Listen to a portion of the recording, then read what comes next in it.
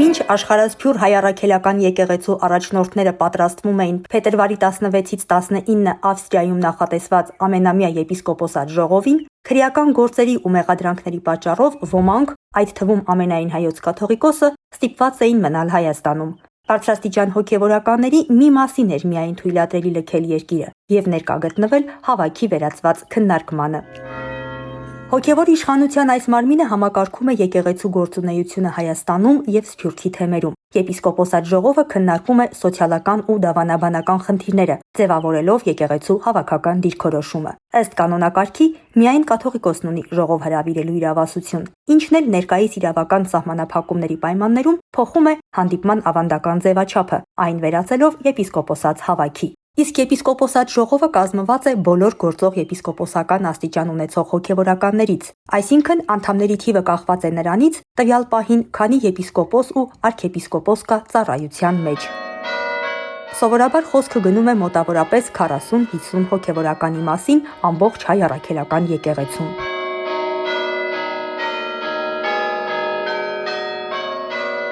Հայաստանի իշխանություններն ավելի վաղ դատական գործընթացներ նախաձեռնեցին բարձրաստիճան հոգևորականների եւ Գարեգին II վեհափառի դեմ։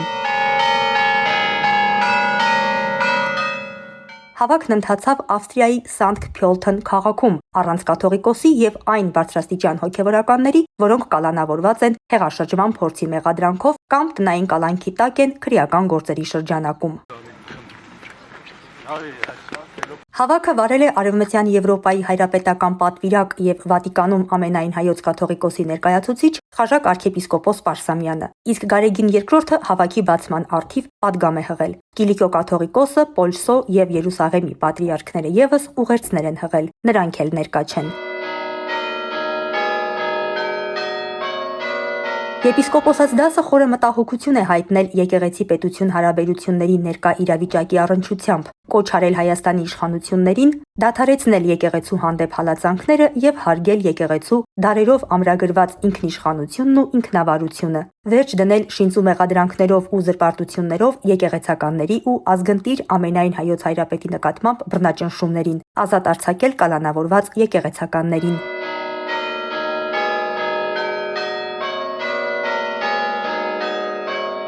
Եպիսկոպոսատ ժողովների գումարումը Հայաստանում կամ Սփյուռքում պատմականորեն հազվադեպ երևույթ է։ 2013 թվականի աշնանը Գարեգին II-ն էջմիածնում վերականգնեց այս ձևաչափը։ 4 տարյա ընդմիջումից հետո առաջին անգամ մեկտեղելով Մայրաթոռի եւ Մեծիտանն Կիլիկիո կաթողիկոսությունների եպիսկոպոսական դասը։ Նույն կազմով վերջին հանդիպումը տեղի ունեցավ 2018 թվականին դարձյալ էջմիածնում։ Գարեգին II-ին մեղադրում են դատական ակտի կատարմանը խոչընդոտելու գործով։ Հոգևորականների նկատմամբ ուժայինների այս գործողությունները հաջորդում են վարչապետ Փաշինյանի հայտարարություններին։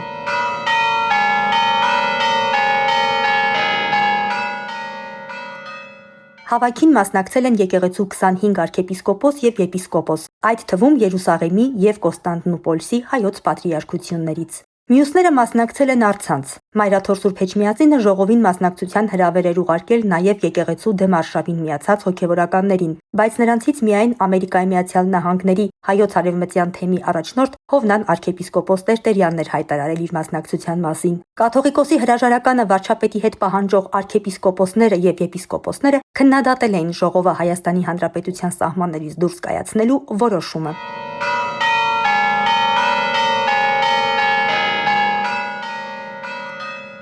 400 տարվա ընդմիջումից հետո վերականգնված ավանդույթն այսօր բախվում է նոր իրականության։ Մինչ ուժայինները դեռևս չեն ներկայացրել Էջմիածնի գանձերն ու վեհարանը երկրից դուրս բերելու մտադրությունը հաստատող ապացույցներ, իշխող խմբակցության ներկայացուցիչները պնդում են, վարչապետի հայտարարությունները հիմնված են կոնկրետ փաստերի վրա։ Հայաստանի Հանրապետության բոլոր քաղաքացիները հավասար են օրենքի առաջ։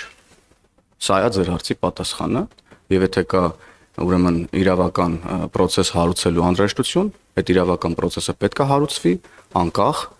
Հայաստանի Հանրապետության որևէ քաղաքացու կարգավիճակից։ Armenia Today-ը հարցումներ է ուղարկել իրավապահներին, տեղեկանալու արդյոք կան այս թեմայով քրեական գործեր, վարույթներ։ Աշխարհասփյուռ հայկական կազմակերպություններն արդեն դատապարտել են եկեղեցու ղեկավարության նկատմամբ իրականացվող հանրային ճնշումները, կոչ անելով իշխանություններին զղջալ կատարվածի համար։ Armenia Today-ի հետ զրույցում հայաստանցիներն էլ իրենց տեսակետներով են կիսվել իշխանություն-եկեղեցի հարաբերություններում ստեղծված լարվածության ու իրավիճակի վերաբերյալ։ Ես չեմ կարող որևէ գնահատական տալ, պարզապես չեմ ընդունում այն ինչ որ կատարվում է եկեղեցու դեմ։ Ինչ իրավունք ունի ոչ այդ մարդուն կպնի։ Ինչ իրավունք ունի։ Նկատի օրենք, կարգ, կանոն, չէ՞ վերջը։ Որպես հայ առաքելական Սուրբ եկեղեցու հետևորդ սա իմ համար ոնց ասեմ, ոնց որ ասել եմ սարսափելի է։ Ես շատ դեմ եմ այդ հակասությանը, եկեղեցին անկախ է պետությունից, իրավունք ունի նաև քաղաքականությամբ անձամբ այդ մարդը զբաղվելու, որտեղ ինքն էլ է Հայաստանի քաղաքացի։ Իշխանությունը ընդհանրապես իրավունք ունի հակասի կամ ինչ-որ մի բան անի դեպի եկեղեցի հետ կամ բան։ Չգիտեմ, չեմ կարող ասել։ Բայց երևի մի բան կա, որ իշխանությունը հետևում է։ Պետք ինչ գործի պետք է բանը ղեկավարության անգելահեք այդ բանը եկեղեցու հետևից։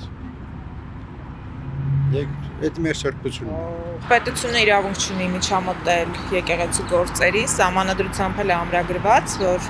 եկեղեցին անջատ է պետությունից։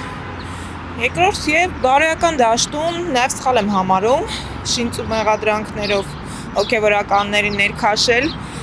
քաղաքական գործընթացների մեջ։ Սրբություն է եկեղեցին, կաթողիկոսը այսօր կա, եկուս չկա, բայց կաթողիկոսի դեմ չի, եկեղեցու դեմ։ Դա է խնդրը։